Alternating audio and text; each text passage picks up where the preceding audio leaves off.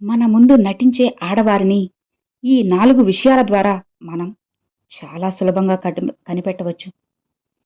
మనలో చాలామందికి నో అని చెప్పడం అస్సలు రాదు కదా! వేరే వాళ్ళు హర్ట్ అవుతారేమో, బాధపడతారేమో, సంబంధం పాడవుతుందేమో అన్న భయం. అందుకే నో చెప్పలేరు. నచ్చని పనులకి కూడా చెయ్యలేము అన్న పనులకి కూడా యెస్ చెప్పేస్తాము. నిజమే కదా! ఇక మనం అనుకుంటాం అడ్జస్ట్ అవ్వడం, అందరి కోసం ఉండడమే అసలైన మంచితనమని. కానీ ప్రతిసారి ఎస్ చెప్పి మనకి మనమే అన్యాయం చేసుకుంటున్నామని మర్చిపోకండి. ఖచ్చితంగా నీకు అదే అర్థమవుతుంది. నీ ఎస్‌కే విలువ లేకుండా పోతుంది. అది వాళ్ళ హక్కయిపోతుంది అని గుర్తుపెట్టుకో. కానీ ఒక్కసారి ఆలోచించు. నువ్వు మారాల్సింది నీలో మంచితనం కాదు. నీ హద్దులు సరిచేసుకోవడం. నీ నో అనేది స్వార్థం కాదు. నీ సెల్ఫ్ రెస్పెక్ట్ అని తెలుసుకో. ఏదో ఎదుటివారిని ఫ్లర్ట్ చేసేలా అందంగా రెడీ అయ్యి 4 మాటలు చెప్తే పనైపోదు కదా! నిజంగా, నిజాయితీగా మనలో నుండి వచ్చే మాటలు స్పష్టంగా మాట్లాడు. అప్పుడు ఎదుటివారికి నీ జెన్యూనిటీ అర్థమయ్యి నిన్ను నమ్ముతారు. అమ్మా నాన్న విలువ నిజంగా ఎవరికి తెలుస్తుందో తెలుసా? చిన్నప్పుడే అమ్మని లేదా నాన్నని కోల్పోయిన వారికి మాత్రమే అర్థమవుతుంది. ఎందుకంటే ఏం కావాలో, ఏది ఇవ్వాలో అది సరైన సమయంలో అందించే అమ్మ, నాన్న లేక ఆశలన్నీ చంపుకొని ఆ ప్రేమ పొందుతున్న తోటివారిని చూసి ప్రాణం పోయేలా మౌనంగా ఏడ్చేవారికి తెలుస్తుంది. ఎంతమంది అనాథలుగా పెరుగుతున్నారో తెలియదు. వాళ్ళందరికీ వీలైతే చేతనైన సాయం చేయండి. మనం అనుకుంటాం క్షమించడం అంటే అవతలి వాళ్ళు చేసిన తప్పును పూర్తిగా మర్చిపోవడమని, మళ్ళీ నార్మల్గా అయిపోవడమని. కానీ మనం కోపంతో క్షమించలేక అనవసరంగా బరువు మోస్తాము. క్షమించడం అనేది అవతలి వాళ్ళ కోసం కాదు, నీకు నువ్వు ఇచ్చుకున్న మనశ్శాంతి. తప్పు చేసిన వాళ్ళని ఇంకా నీ బరువుగా నీ హృదయంలో మోయొద్దు అని. క్షమించి వాళ్ళని మన డస్ట్‌బిన్‌లోనే బయటపడేసి సంతోషంగా ఉందాం. సరేనా? ఎప్పుడైనా సరే ఒక్కటి గుర్తుపెట్టుకో. ఓర్పుగా ఉన్న స్త్రీ వెళ్ళే మార్గం ఎంత ముళ్ళబాటైనా సరే, జీవితంలో ఎన్ని కష్టాలు, బాధలు ఎదురైనా సరే, మౌనంగా నలుగురితో చిరునవ్వు, ఒంటరిగా కన్నీటితో ముందుకు వెళ్తుందే తప్ప కుటుంబాన్ని ఎప్పుడూ వీధికి లాగదు. ఇక ఇదే కదా స్త్రీ యొక్క నిజమైన ఆయుధం. భర్తకి లోబడి తనకు ఇష్టమైనట్లు భార్య తన అభిప్రాయాలు, అభిరుచులు అన్నీ మార్చుకొని బ్రతికేవారికి భర్త విలువ ఇవ్వడు. భార్యకు నచ్చినట్లు భర్త ప్రేమగా ఉంటూ ఏది అడిగితే అది తెచ్చిపెట్టేవారికి భార్య చాలా లోకుగా చూస్తుంది. అదేంటో విచిత్రమే కదా! ఇక్కడ ఏ ఇద్దరు భార్యాభర్తలైనా సరే ఒకవైపు ప్రేమ చూపితే మరొక వైపు ఖచ్చితంగా వ్యతిరేకంగా ఉంటారు. ఇదే కదా ఇప్పుడున్న మన తీరు. అవునా? భార్యాభర్తలిద్దరూ కూడా, అంటే భార్యాభర్తల ఇద్దరి మధ్య కూడా ఒక సిగ్గులేని మూడో వ్యక్తి కనుక ఎంటర్ అయితే రిలేషన్ పోయినట్లే. అది మగైనా ఆడైనా సరే. సిగ్గులేని మూడో వ్యక్తి మొదటి మెసేజ్, రింగ్స్, చాట్ ఇలా చేస్తూ ఉంటారు. తరువాత సిగ్గులేని రిలేషన్షిప్స్ మొదలవుతాయి. అంతే కదా! ఎంత స్ట్రాంగ్గా ఉన్నా సరే ఆ బంధం మూడో వ్యక్తి వల్ల విడిపోతుంది. కాబట్టి కాస్త జాగ్రత్తగా ఉండండి. నువ్వు ఎంత జాగ్రత్తగా ఉంటే నీ బంధం అనేది అక్కడ అంత బలపడుతుంది అని నువ్వు మర్చిపోవద్దు. కష్టాలన్నీ, బాధలన్నీ ఒక్కొక్కసారి పడే వర్షంలా వచ్చి వెళ్తాయి. మన బాధలు మనకి ఎప్పటికీ శాశ్వతం కాదు. మనకి వచ్చే శ్రమ వల్ల మనకి చాలా నేర్పుతుంది. మనకి కష్టం వచ్చినప్పుడే మన చుట్టూ ఉన్నవాళ్ళు ఎవరో, ఎలాంటి వారో కూడా మనకి తెలుస్తుంది. నిజమే కదా. భర్త సంపాదిస్తున్నాడు కాబట్టి తన తల్లిదండ్రులు ఎంతైనా ఖర్చు పెట్టవచ్చని ధీమా ఉంటుంది.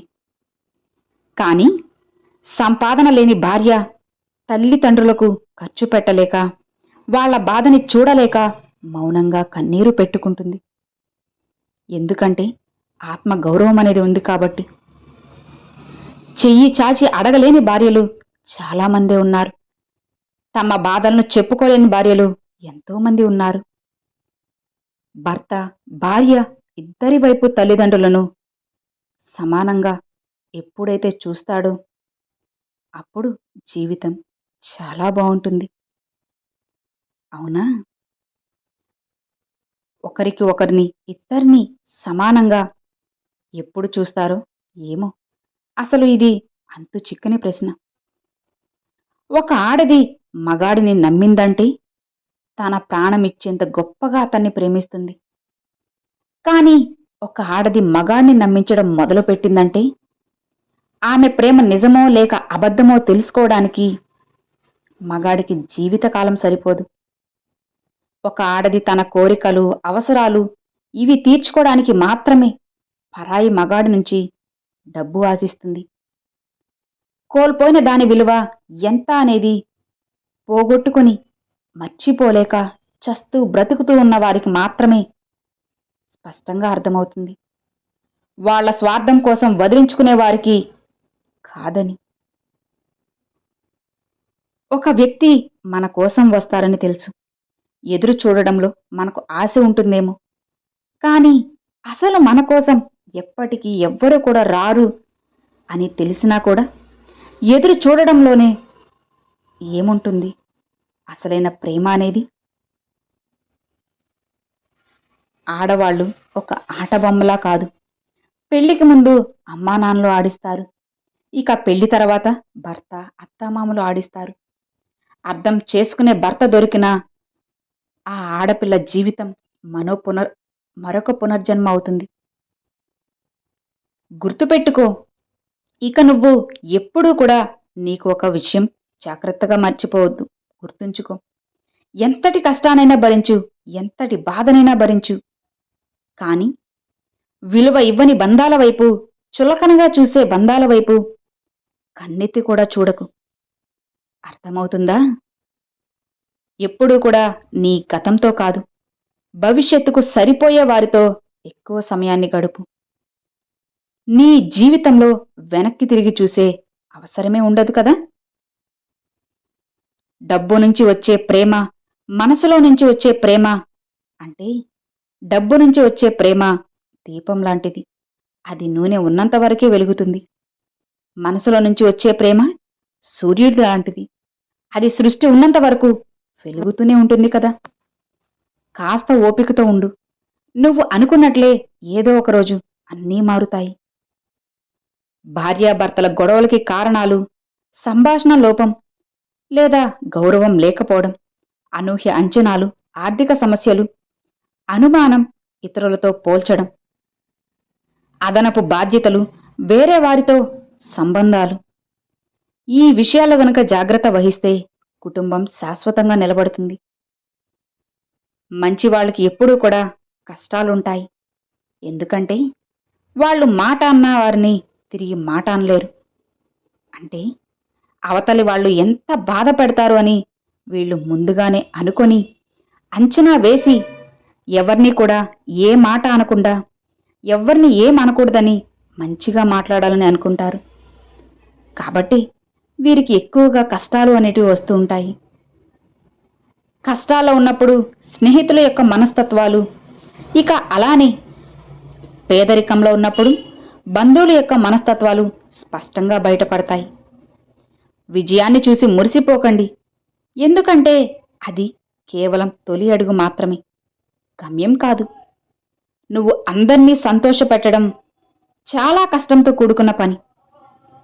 కానీ నువ్వు అందరితో సంతోషంగా ఉండడం చాలా సులువైన పని. మీకు కుదిరినప్పుడు కాదు, ఎదుటి వారికి అవసరమైనప్పుడు చేస్తేనే దాన్ని సాయం అంటారని తెలుసుకో. ఎప్పుడైనా సరే ఈ విషయాన్ని మర్చిపోకు. రిలేషన్షిప్లో నటించే ఆడదానిలో కలబడే ఈ 4 ముఖ్యమైన లక్షణాలు ఏంటో నీకు తెలుసా? అందులో మొదటిది, ఎప్పుడూ కూడా నటించే ఆడదాని కళ్ళల్లో కాంతి ఉంటుంది. కానీ ఆమె కన్నీళ్లలో మాత్రం అస్సలు నిజముండదు. అలానే ఆమెలో కనబడే రెండో లక్షణం ఏంటి అంటే, ఆమె ప్రతి మాటలో ప్రేముంటుంది. కానీ తన గుండెల్లో మాత్రం ఎలాంటి స్పందన ఉండదు. ఇక మూడవది, నటించే ఆడదాని ముఖంపై చిరునవ్వు ఉంటుంది కానీ ఆమె మనసులో మాత్రం స్థిరత్వం ఉండదు. ఇక చివరిగా 4వ లక్షణం, నటించే ఆడదానికి ఎప్పుడూ కూడా ఎలాంటి ఫీలింగ్స్ కూడా అస్సలు ఉండవు అని నువ్వు తెలుసుకో. ఈ విషయాలను గమనించావు అంటే ఎవరు నటిస్తున్నారో, ఎవరు నీపై ప్రేమగా ఉన్నారో అన్నీ నీకు స్పష్టంగా అర్థమవుతాయి. ఇవి తెలుసుకొని నువ్వు జాగ్రత్తగా నీ దారిలో నువ్వు నడుచుకుంటే జీవితం చాలా సంతోషంగా, హాయిగా, అద్భుతంగా ఉంటుంది. అర్థమైంది కదా? Thanks for watching friends.